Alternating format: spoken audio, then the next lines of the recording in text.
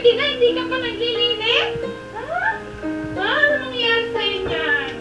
Hindi ka ba dito?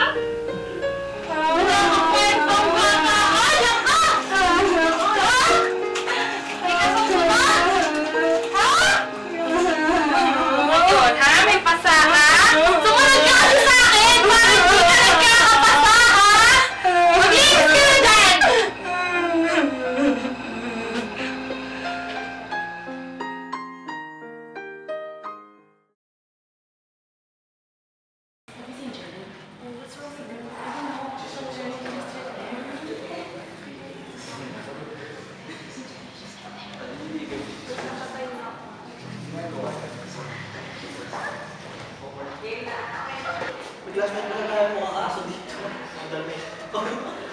Pagkaloni sa kanta. Jerry, ano nangyari sa'yo? Ouch! Sakit? Oo.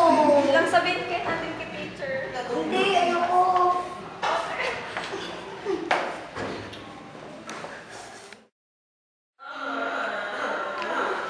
Sige na bakla.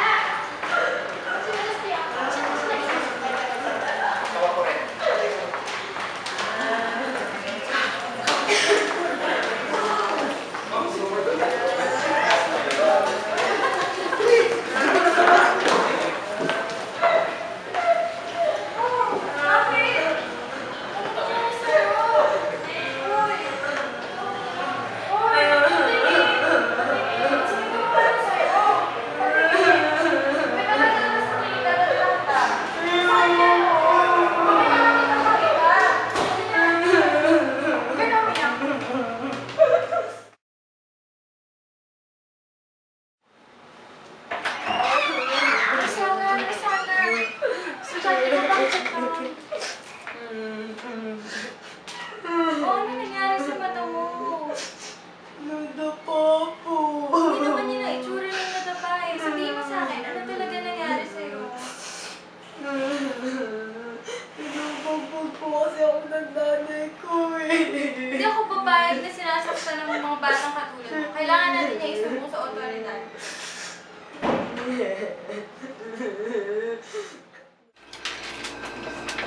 Bilisan mo na mag-aral dyan ha. Magtatrabaho ka mamaya.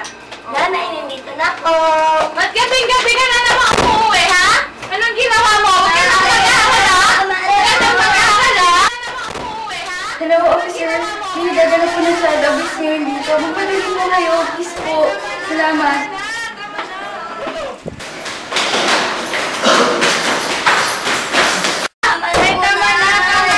Tama na!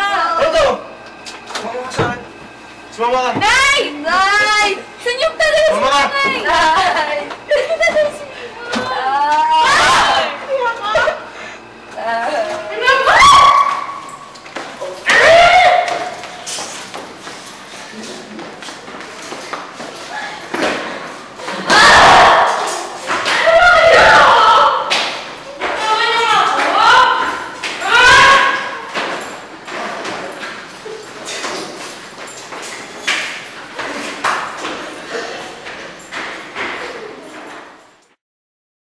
Sana, Jerry.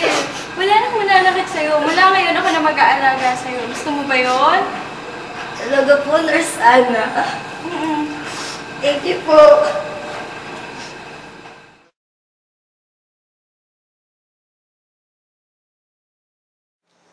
Jerry, anong pangarap mo sa buhay? Ako po, gusto ko po maging isang doktor kasi po, pangarap ko pa siya nung bata pa ako eh. Talaga? Nurse, parang po akong naiilo. Jer? Jer!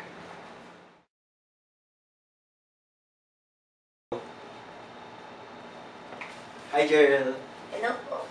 Well, it looks like she's gonna be good, but all the blunt trauma to her head has caused minor complications with her brain. So we'll continue to keep an eye on her. Para if complications arise, we'll be here to see that she is gonna be okay. Thank you po. Right, see ya.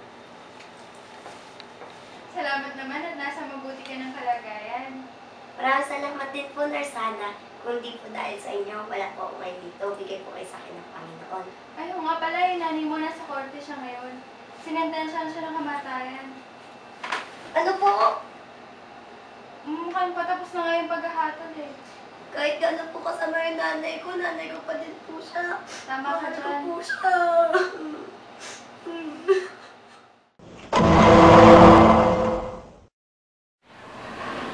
The jury finds the accused guilty of assault and battery on a minor. Order in the court. I sentence the accused to death by lethal injection.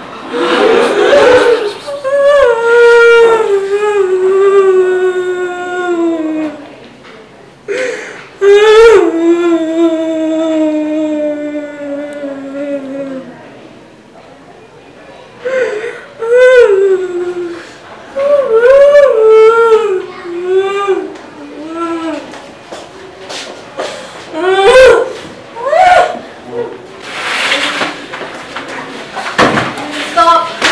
She shouldn't be given a death penalty. Her life doesn't amount to any of the crime she did. It seems my mind has been made up for me. I rescind the punishment of death by lethal injection. I instead sentence the prisoner to 30 years of imprisonment with no hopes of parole. Case dismissed.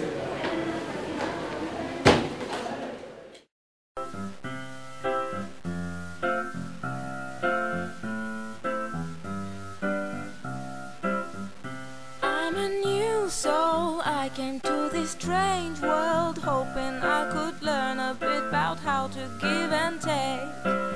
But since I came here, felt the joy and the fear, finding myself making every possible mistake. La la la la la la la la la la la la la la la la la la la.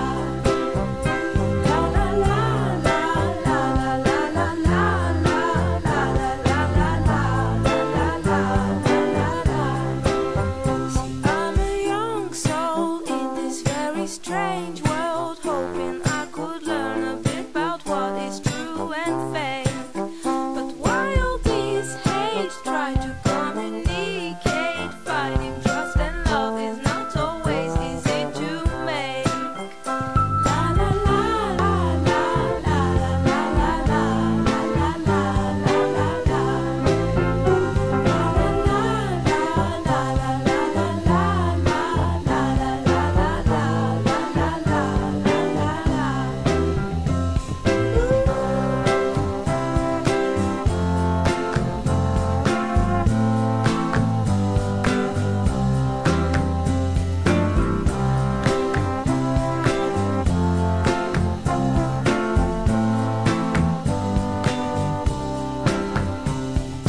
This is a happy end, 'cause you don't understand